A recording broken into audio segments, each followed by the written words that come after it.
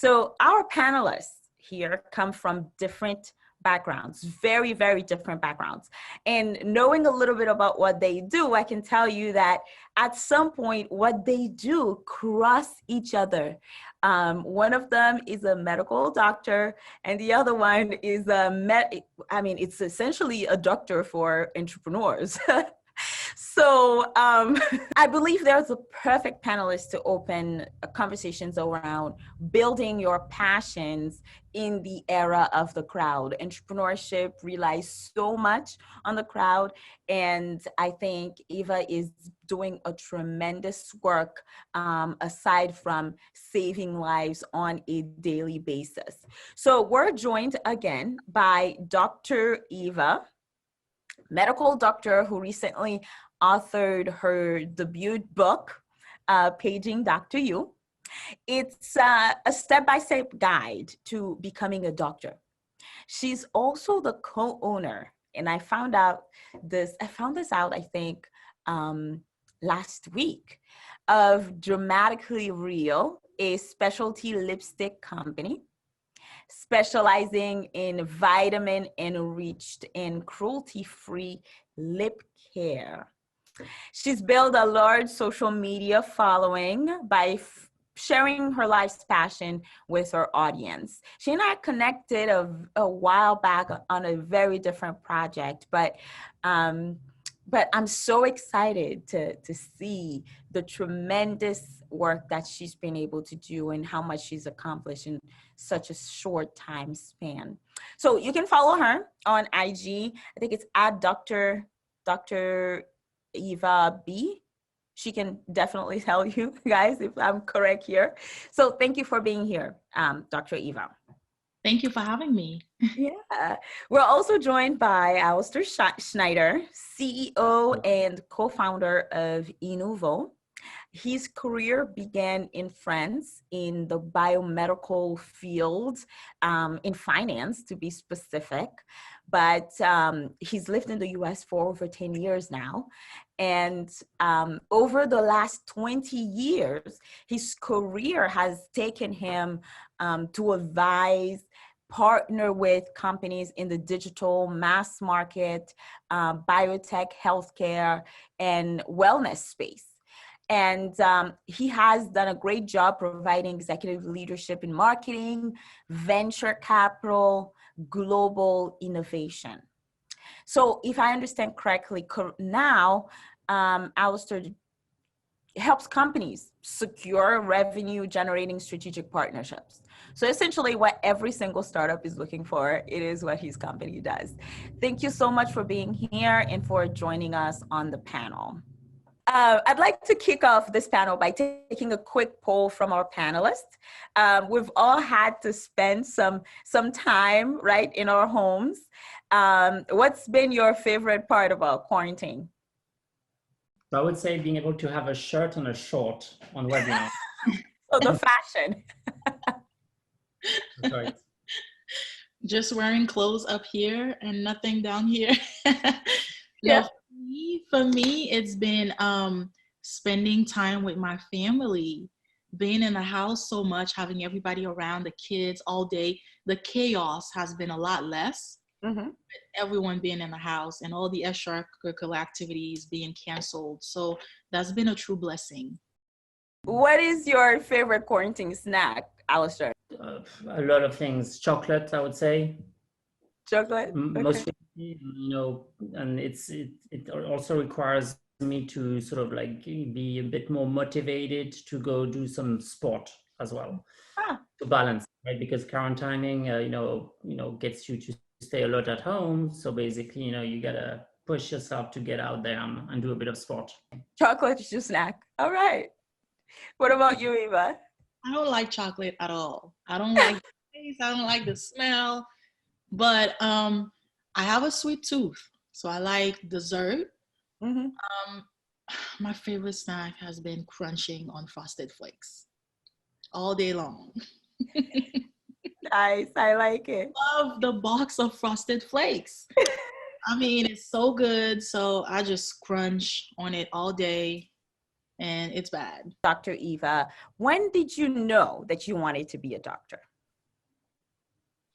I get asked that question a lot. I've always known I wanted to be a doctor because both of my parents are doctors, my dad and my mother. My dad was a radiologist. My mom was a dermatologist. And so growing up in a household where the two of them had their own practices and they loved what they do, and the impact that, just seeing the impact that they had on other people's lives made me want to be like them. You know, when you're growing up, your parents are your heroes, so you want to do everything they're doing. So for me, it started very, very early on. I've always known that this is what I wanted to do. Wow. Thank you for sharing. Alistair, when did you know you wanted to be an entrepreneur? So I don't think I knew I wanted to be an entrepreneur. It just happened. No, I think coming to the US from France already was, for me at least, a bit of an entrepreneurial move. And then when you work in large companies and, you sort of have, like many of us, you have to get promoted, so it's also a bit entrepreneurship, right? You need strategies, so I think, I was done for that, and I like the risk. And so, and I think you need a bit of also, be a little, I would say, you need to take some risk, basically. So, I don't know when it started, but I think the US definitely motivated me to want to take the leap of chance, because here in the US, it's a perfect ecosystem compared to France. It's capitalism. So capitalism gives a chance to everybody. And so why not take the chance? There's a lot of $20 trillion economy. There's a lot of funding. There's a lot of problems. We're in the medical space also helping, help innovation in that space. It helps people. So I think it's about purpose, and it takes a bit of few years to figure out, what you really want to do with your life. And I think that's what happened to me in this sort of journey in the US for 10 years, which is a fantastic country. And I'm super glad to be here. On average, the most successful entrepreneurs are of 33 years or 34 years of age. That's so strange that you would say that this is when it all started for you. It's the move. And I imagine that's about when you made the move and began your career in the United States. Pretty cool. How did your early career choices lead you to where you are now? So I think, in France, and I think maybe in the US also, but in France, you don't really choose initially. You sort of land in a spot, sort of a grand casino, and you just land in finance.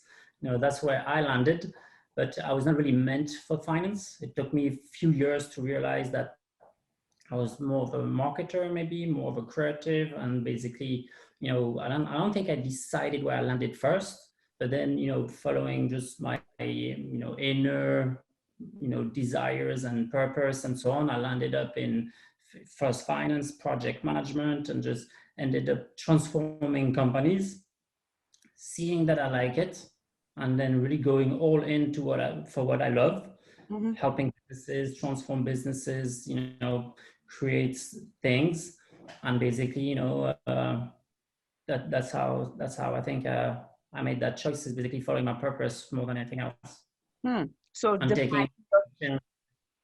So finding your purpose is what I'm hearing. Finding your purpose. Following what I'm passionate about, so I think first you go through a hockey curve where, you sort of a bubble of thinking is going to be easy.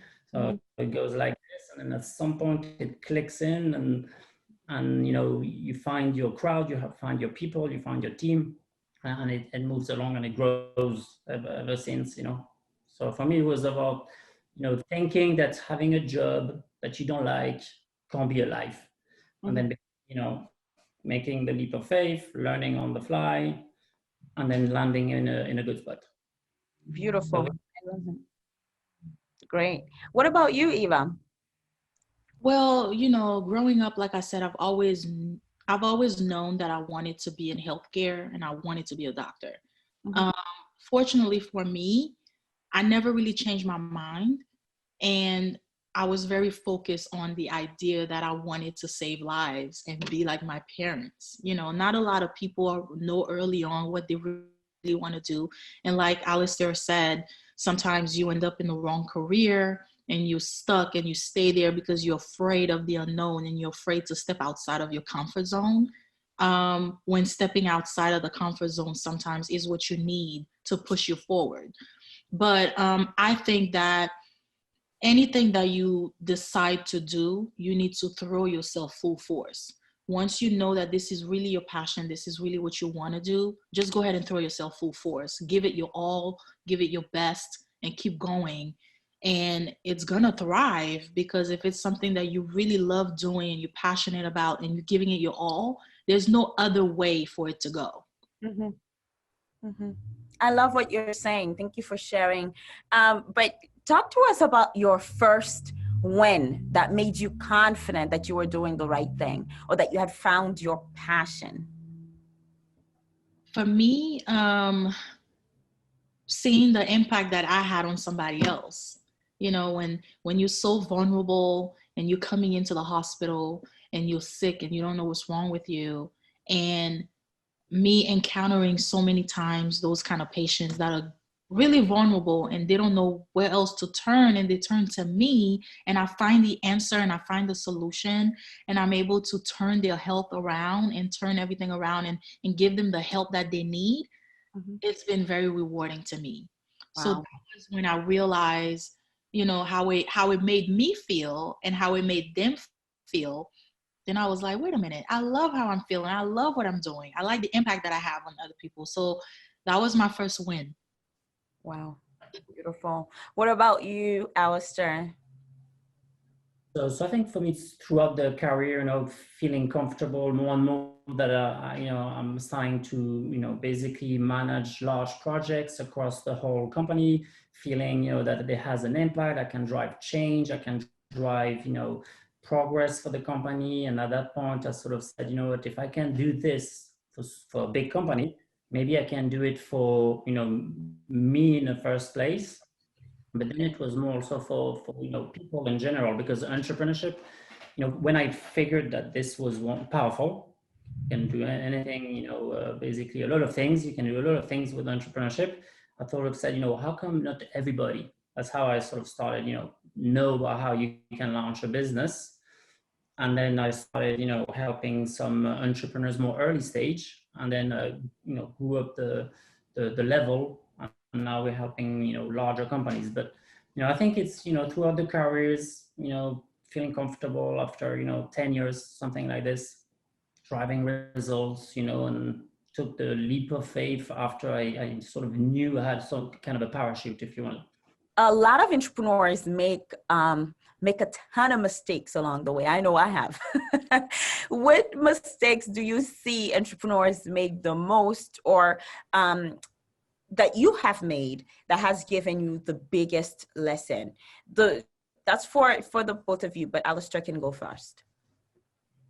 So I would say ego. So ego is what's gonna kill you, basically. You know, so basically, I think the enemy.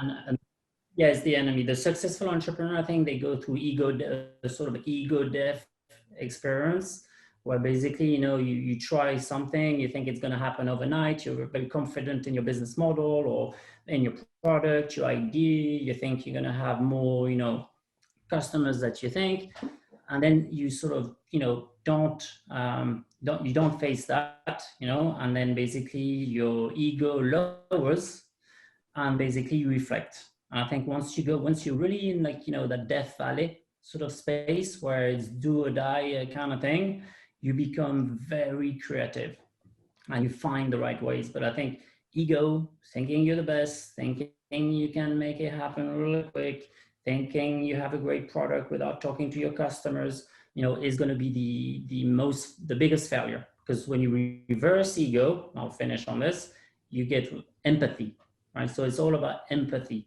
understanding customer pain points, needs, suffering. And, you know, Dr. Eva, who works with patients, we help, you know, basically innovation in the hospital for patients is really understanding, you know, the doctor's problems, right? The patient's problems. the pharmaceuticals problem. So you stop looking at you, you look at the other people, and then basically, you know, so I think that's the biggest mistake. I think it's not even a mistake. It's just a condition.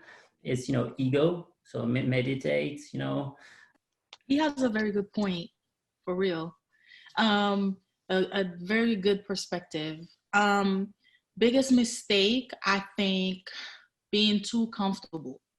A lot of us are staying comfortable in our situation. Like I said, the days are going by, months and years are going by, you're getting older, you have this idea, you have things you want to do, but you don't want to leave your situation, you don't want to leave your job, even though you're so unhappy, because you're afraid of what may or may not happen. So you're letting the time pass, you're getting older, and you're not following your dream, you're not following your passion. I think that's one of the biggest mistakes, is to just forget what you really want in your heart, and then working for somebody else, and you know you're so unhappy.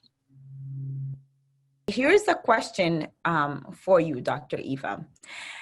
What's the inspiration behind paging Dr. U? What's the biggest challenge to achieving the kind of success that you've been able to experience? So being a doctor and double minority, you know, Black and then a woman, I was able to see the challenges that it took for me to get to where I am now. And being here now, it's not that many doctors of color, right? It's only 2 to 3% Black women doctors in the US, and maybe another 2 to 3% Black male doctors in the US. So that makes a total of 5% of all US doctors are Black, which to me is a very, very insane number. Wow. And I started asking myself, why? Why is this like that? Why is it only such a minority of doctors are Black?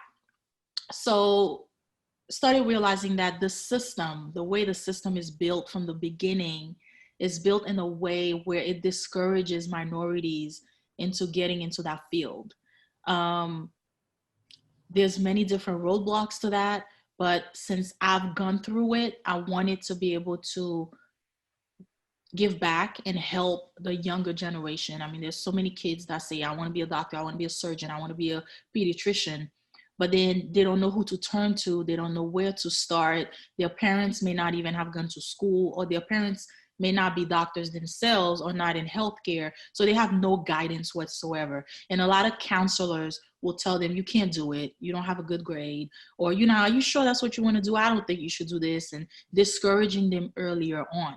So I wanted to write this book as a guide to let them know that if I could do it, they could too. And this is what they need to do from the beginning to set themselves up for success. And it's simple things as, you know, making sure you start working on building your credit, because it's expensive. You may need a school loan. And if you don't have money, you can't go to school, and that could be a problem.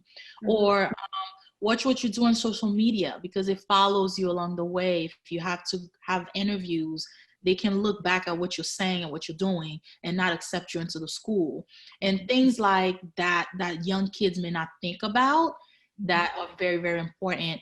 There are a lot of schools out there that offer a 6-year program from start to finish. And a lot of people don't know about that. And, you know, starting volunteering early. It's just little pointers that will put them on the roadmap to getting accepted into those schools and being successful or having a career in medicine. Tell us about your successes and challenges you face working with corporations or even startups through Inuvo. What's the biggest challenge to achieving success in that realm? So I think it's what's going on today, you know, in a macroeconomic standpoint, where there's a lot of disruption, a lot of innovation. We're all living in a very complex environment where everything is shifting, everything is changing at a rapid pace. So I think, you know, the challenge is basically, you know, first, you know, opening the eyes of the people, you know, who have, you know, the wheel in the corporates, number one, or in the startups, sometimes also, so specifically with COVID. So I think that's, you know, it's the complexity. So you have to really use way more data, more market research, more, systems and science and process, to figure things out and lower the risks. So, data is everything. So I think the key is this is basically navigating, the turbulent, rapidly changing environment. How do you avoid being complacent in your role? How do you, don't fall into complacency? Because a lot of us tend to. So I think you need to be a bit of a paranoid. Number one, I am, which it helps. So always thinking, something is happening, something is going wrong, and really being on your toes and being basically, looking for the next opportunity, seeing problems are opportunities, and there's a lot of problems. So basically, once you look at this, you can turn them into opportunities and always be seeking, always be looking, always be, everything is changing all the time. So, your business plan is dead the time you finish it. So you have to update it. Competition change, the one thing that sort of really, traumatized me, quote unquote, is I was working for a company that was using surgery room screens. So basically these guys, they got disrupted, lost the first customer, it was 30% of the revenue. And when we looked as to what happened, it was because basically of the iPad or iPhone at the time. So how can an iPhone and an iPad disrupt, such product that goes into the surgery room? Well, it appears that companies like Samsung, Panasonic, who were doing TVs, selling to consumers, would then have less sales because young people would buy the phones instead of the TVs. So they said, well, let's move into the medical space and do TVs for the surgery rooms. So now this company is disrupted by major companies that just entered the market. So it's like a butterfly effect. Everything is changing. When one little thing is changing, everything is changing. And that's why it's so complex in this day and age for all of us. I'm pretty sure with Dr. Eva in healthcare, there's a lot of new softwares, there's a lot of new solutions, lots of new medical devices, biotech, drugs, and so on. But if you just look, you can't be complacent because it's changing all the time. And that's what's exciting at the same time and worrisome. And that's why what you're doing, Nora, I think is great, because with the fintech or the finance piece is also completely broken. And I think it's great to provide tools, equip people. So good job on that. Great. Thank you. What about you, Eva? I've seen so many young and old, but the young people are the ones that, leave an impact on me. Younger folks in their 40s, even 30s sometimes, healthy 1 minute and coming in and they had a stroke or a heart attack or things change all of a sudden for them, cancer or something. I feel like when you're healthy, your health is your wealth. So while you're healthy and you can work, this is the time to start, planting seeds. And sometimes you need to have different things going on. I don't think being, comfortable or complacent doing one thing is the way to go anymore. I mean, I could be doing this one thing now and fall sick the next day. Then what's going to happen? Who's going to feed my family? How am I going to make the money to continue to go on, send my kids to school and do all the things that I have to do? So while I'm young and healthy, I think this is the time for me to start looking into different things, opening up businesses, doing various amount of different things. Because you never know, like he said, things change all the time. And you may be very successful in a job today, and in a year or two, it's not successful anymore, or it shuts down, or, you have to find another avenue. So being smart in that way, always learning and always striving to want to be better and always wanting to learn more is very, very important. Having the right people by your side that will tell you the truth and be honest with you and let you know when you're slacking and when it's time to, get up and get going. What are you doing? You're being lazy or you're not. People that are honest and that are going to push you to be the best that you can be. So it's good to have those kind of people around you that will help you. Support them, they support you. You push them, they push you to be the best that you can be. And definitely recharge. I mean, vacation, taking a break sometimes, just recharging your battery to go back and do what you're meant to do. Excellent. So just to take a break, shake some things off, because we've been really talking seriously here, right? But I'd like to know, what did you do at work yesterday, Dr. Eva? What did you do for work, either as an entrepreneur or as a doctor? So you see, I'm in my scrubs right now, because after this, I'm going to work. I'm working the afternoon shift this week. So what I'm doing is admissions. So I'm in the ER admitting people up to the hospital, and that's what I'm doing like all day this week. So I was doing that. And then if I do have a little bit of downtime, which sometimes I have, I bring my work bag. I have my computer. I'm working on my lipstick business. I'm working on my book sales. I'm working on my Instagram page. I'm just doing a little bit of. You always have to be ready to do everything at the same time. You have to learn how to multitask. So if I'm going into the hospital, I know what I'm there to do, what I'm going there to do: save lives, admit patients, take care of people. But if I have downtime, I don't want to not do anything with my downtime. So I'm going to use that time constructively to build my other stuff. So that was what I did yesterday. Nothing special. What about you, Alistair? What did you do yesterday? So yesterday I basically worked on preparing an event that we're hosting, in November, called Eco City Revolution. And basically we'll have the CEO of Hyperloop and companies like NG, Schneider Electric, and a lot of energy companies, because there was sort of an illumination we had during COVID, that pollution, climate change, all this stuff, needs to go.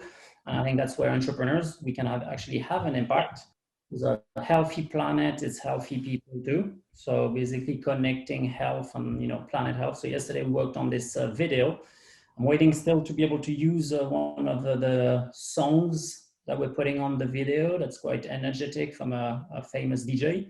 I'm waiting for the approval from him, and then not David Guetta, is it? I'll say the name once he approves. I don't think you can say yet until it's approved. He's not really known in the US. I think he's more known in France, but it's Laurent Wolf. It's basically ethnic music. Oh, okay. All right. So that's yesterday, working on the video, releasing it, and then gathering the people for the event on November 12th. It's the revolution is on. All right. So I have one more question for you guys, and then I get to let you go. This one is for Dr. Eva first. How do you set yourself apart, either as a doctor or as an entrepreneur? What is your competitive advantage, do you think? That's a good question. I think being authentic, being your true self, never try to go with, I don't want to say go with the flow, but never compromise what your true values are and who you are just because other people are doing it. So I think for me, just sticking with what I believe in and being very authentic, that's the way I move with everything that I do. What about you, Alistair? So I think it's really goes back to a bit the ego thing I was talking about. It's really, starting with other people, the needs, the pain points, and trying to bring value, because then value comes back to you. So basically, trying to start with other people, and trying to understand, listen, and turn, needs and pain points into solutions and opportunities. Basically, I would say that is the key and the challenge all the time, to try to really be empathic, to really listen to the, other people and solve some of the world's problems. All right. Well, I want to ask you both, what's the main message you'd like to leave our audience with? So message for people. So who's on the audience? So I would say, the world needs you right now, needs all of us, and we can all, help fix it, in each of our areas, in healthcare, in finance, in journalism. I think, Christina, for you, so there's a lot of problems. It's broken. Capitalism is, a bit broken. Everything is a bit broken, but it's all there to be repaired, and that's what's very exciting about tomorrow. It's extremely exciting because there's a lot of new things we can build, new companies, new careers, and you just need to be on the lookout. We have to be on the lookout. The future is bright. It's positive, and we're going to be really absolutely fine and great really soon. Well done. I love that. What about you, Ava? I think we all deserve, every single one of us deserves to be happy. We all deserve to be, passionate about what we do. So if you're not excited to wake up every morning to do what you're supposed to be doing, then it's time to change that. So dig deep, look into your heart, find out what you're really passionate about, and start working towards that goal, because you deserve to be happy. Beautiful. I love both of the messages you guys are leaving us with. The world needs you, and we all deserve to be happy and passionate about what we do. I love it. Thank you both for being with us today. Your perspectives have really been insightful and informative. So thank you to the entire audience for being part of this.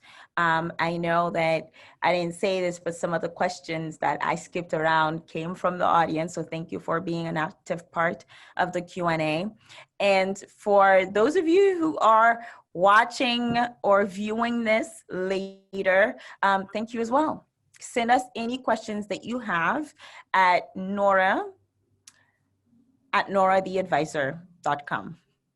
And follow our panelists, Dr. Eva B. and Alistair Schneider /Inuvo on social media. They're both available, and I'm sure they're ready to have you join their respective communities if you're so inclined and interested. They're doing tremendous work in their respective fields, and I'm happy that they were able to join us today.